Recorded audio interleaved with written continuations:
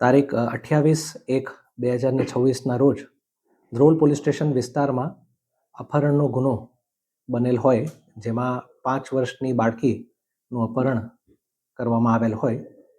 ગુનો દાખલ થયા પછી તાત્કાલિક ધોરણે એલસીબી, એસઓજી, ધ્રોલ પોલીસ સ્ટેશનના PI, Kalavad town PI, Kalavad ગ્રામ્ય પીઆઈની અલગ અલગ ટીમો બનાવીને જે આરોપી છે તેમને શોધવાના પ્રયાસો હાથ ધરવામાં આવ્યા હતા.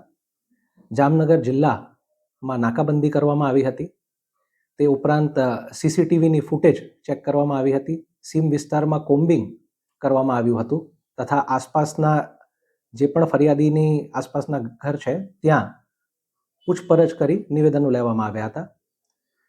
આમ આખો દિવસ વોચ તપાસમાં રહેતા ગઈકાલે ધ્રોલ ત્રિકોણબાગ ખાતે, જ્યાં વાહન ચેકિંગની કામગીરી પણ હાથ ધરવામાં આવી રહેલ હોય, ત્યાં જે આરોપી છે અને ભોગ બનનાર છે તેમને હ્યુમન અને ટેકનિકલ ઇનપુટ્સના આધારે શોધી કાઢી તે જગ્યાએથી આરોપીને અટક કરવામાં આવ્યા હતા.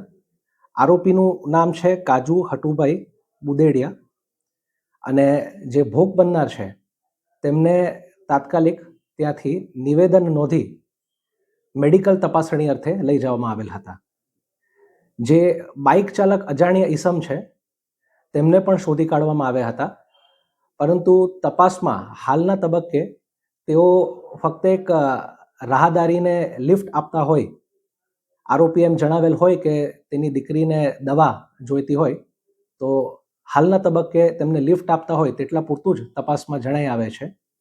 અને આ તપાસ આગળના સ્ટેજ પર હાલ આરોપી જે છે એમને રિમાન્ડ માટેની તજવીજ કરવામાં આવી રહી છે અને પૂછપરછ પણ જારી છે.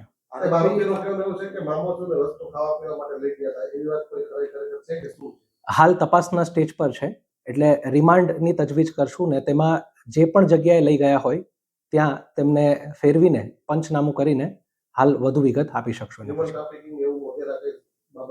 હાલ તપાસમાં એવું કશું જણાવતું નથી. આરોપી અને ફરિયાદી વચ્ચે શું સંબંધ? આરોપી હાલના તબક્કે તપાસમાં એવું જણાઈ આવે છે કે આરોપી અને જે ફરિયાદી છે એ એક જ ગામના છે, મૂળ એમપીના અલીરાજપુરથી છે. તે ઉપરાંત બીજા કોઈ સંબંધ હાલ તપાસમાં જણાઈ આવતા નથી. વધુ તપાસ કરીએ જાણ ખાતે.